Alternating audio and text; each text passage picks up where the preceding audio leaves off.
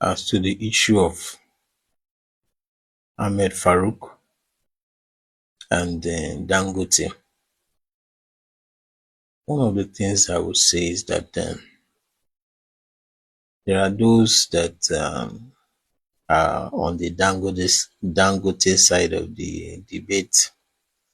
There are those on the Ahmed Farouk side of the debate, blaming them for what has happened. You know, I don't blame Dangote. I don't blame Ahmed Farouk. I blame the government. I blame the government of Nigeria. The successive administrations we've had that has failed to address the issues in the oil sector. Those are the ones I blame. We have three refineries, the one in Port Harcourt, the one in Warri, and the one in Kaduna. These are state-owned, federal government-owned oil refineries. None of them are working. During the Buhari administration, a lot of money was invested in fixing those refineries. And when President Tinubu came on board, you know, and later Dangote refinery started production, then we heard this audio news that the refineries in Port Harcourt, Warri, they've started working and they started producing end products. They made a whole show of that.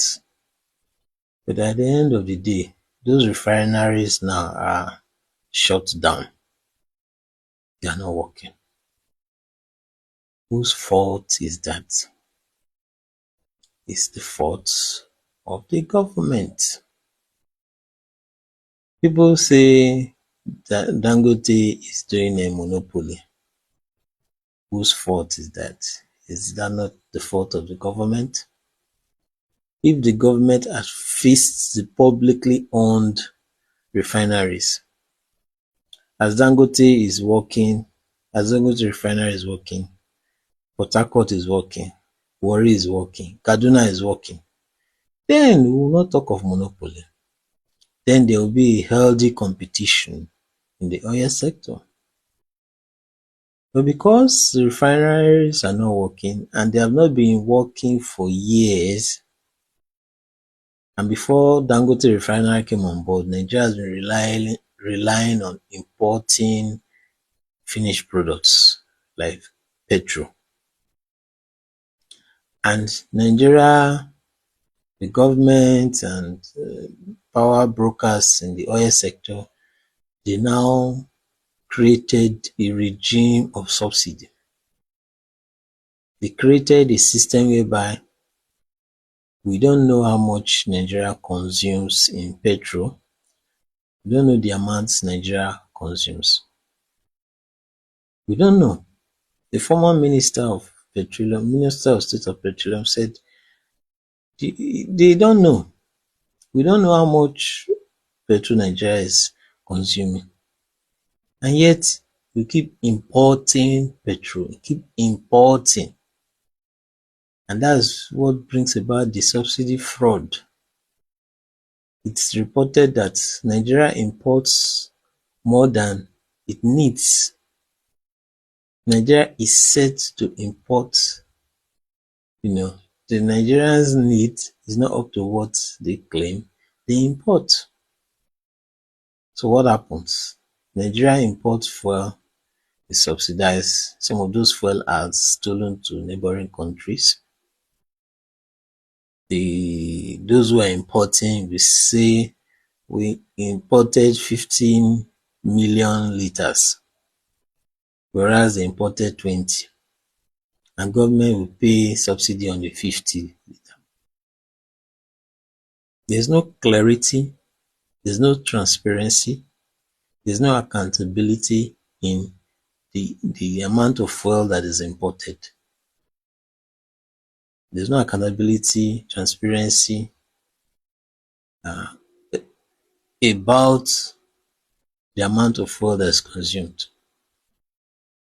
So you have that fuel subsidy regime and fuel subsidy corruption, and you have people that have been depending on importation of fuel for years. So the ecosystem was designed around importing fuel. And if what Dangote said is to go by, he said there's been sabotage. People try to sabotage his refinery. And that if we ask Mele Kyari, the former head of NNPC, will tell you that there have been attempts to sabotage the refineries in the Port Harcourt, Warri, and all that.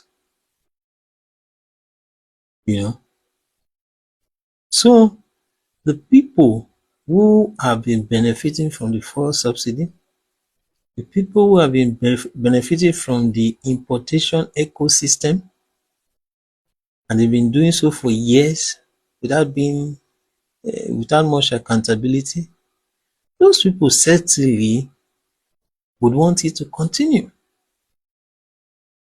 And if those people have connections in places of government, they want that importation subsidy, that system to continue. And these persons would see a Dangote refinery as an obstacle to that. So the point is, if the government had fixed its refineries, then we will be having this conversation. Another thing is that the former head of the NMDPROE said that at a point that the Dangote refinery wasn't producing products according to global standards. And the question was asked by an analyst that how would he know that Nigeria doesn't have a standard lab where they do testing? So the fuel that is being imported from abroad, there is no standard lab where it can be tested to know its sulfur content and to know whether it is of good quality before bringing it into the country. And if you don't have that standard lab, you don't have that standard process to assess the fuel you bring in, then when Dangote refinery brings its own products, how would you detect that there's an issue? You know, the more or less the regulator have to rely on what the person they are regulating is saying. What prevents Nigeria from having a standard laboratory where quality check can be made on products that are either produced in Nigeria or being imported from abroad? That shows a failure of the government. Again, so the government failed to fix its refineries. The government failed to bring to get a quality lab where there can be proper check on the things that are being imported. Because the facts of the matter is that Nigeria is a dumping ground where people go out there and get fuel of whatever quality and bring it and dump it in Nigeria. And there was a time that the dumping was so much that the fuel was so bad and it led to damage to vehicles and to equipment that were using the fuel. You know? So that's an issue. Then the issue of corruption. The issue of corruption is also partly from the government. It is the government that has sustained the ecosystem of lack of accountability. This ecosystem of corruption. The corruption that has been alleged now is because Nigeria doesn't have good checks and balances. The agencies that are empowered to investigate these things, there are allegations of them being doing political favoritism, of them being weaponized against political opponents of the ruling government. So Nigeria couldn't tackle corruption. There was a time during the Obasanjo time when he sold the refineries to a private consortium of Dangote and others, and the next administration came and reversed it. You know, and since then the refineries are moribund, they're not working, and yet government keeps spending money on refineries that are not working. As the refineries are short, people are still being paid. Money is still being spent on a non-functioning refinery, you know. And then we have people that are benefiting from the way the system is, from the failings in the system. So when you dig deep, when you think deep about it, you recognize that this problem is not Dangote's fault or Ahmed Farouk's fault. It is the system that has been the system that's been created by the government and political players, those who have been ruling us, have not done well. They've not done well to sustain publicly owned facility. They've not been honest and straight with Nigerians to say, see, the best thing is to privatize the refineries. That has been the best thing, and that has been suggested before. Atiku, prior to 2019 election, talked about privatizing refineries, and he was vilified for it. It was something that was used against him in 2019 elections.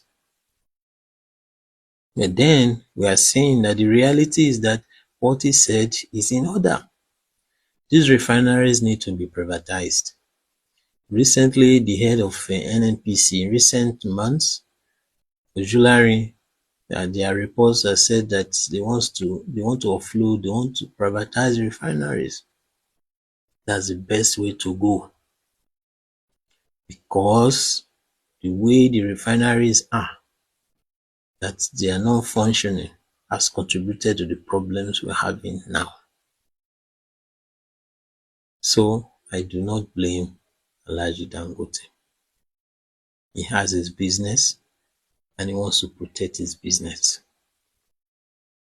I don't blame the former head of the NMDPRO, Ahmed Farouk, because he came in and met a system that has been existing.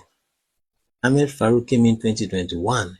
He did not create the system. He met it, and he did his best within the system. Can't blame him. You can't blame him. Whatever efforts he made, however good intention he was handicapped. He was handicapped by a system he inherited. And he did his best to the best of his knowledge to say things and do things, But then the system could not really back him up because the system is somewhat compromised. The system is dysfunctional, and this system is being led by the government. So the truth of the issue is that the government needs to sit up. Yes, we shouldn't have a monopoly. We shouldn't. So what should the government do? Instead of granting licenses to build refinery, it's not easy to build refinery. Think of what it took Dangote. The reason why Dangote succeeded in building a refinery because he has had success in cement. He has had success in sugar and other things. He has had success in fertilizer. And he understands Nigeria, he understands the system. Based on that experience and that zeal and determination, that's how he was able to build the refinery. And with all the opposition he faced, he was able to succeed at the end because of the experience he has had. That's why he succeeded. So there's I don't see anyone building another refinery like Dangote. What should happen is the government to be sincere, privatize this refinery, bring about a transparent, an accountable process, then offload the refineries. There is no need for government to be spending more money on fixing a dying or dead refinery. There is no need. And there is no need to deceive Nigerians to say, oh, we are going to fix it. No. Nigeria is wasting money on those refineries. Privatize it. If you give it to capable individuals, and private, they are not like government. They are more efficient. They are more profit driven. They are more diligent. They know what they want and they go for it. So you ensure that you give it to people who can work with those refineries and stop spending money, wasting money on those refineries. You know, Dangote has faced a lot of problems. Look at the Nupeng Pegasan. I made a video I talked about all that. He has really faced a lot of hurdles and challenges. You know, whatever he's doing, he's trying to protect his business. And that is what every reasonable person would do. What is left is for the government to sit up, ensure that we have more options, that the public refineries now are privatized, and then you bring about a more accountable system in the oil sector. Even with the new heads of regulators that you have brought, they are still going to face challenges. They are still going to face challenges, except the government do well, build a good lab to test the quality of products, build an accountable system where there will be checks and balances. You know, all these things are important. So I just hope that the matter, the corruption matter is with the ICPC. If the ICPC, the EFCC, the anti-corruption agencies, if they focus on doing the work, they can do good.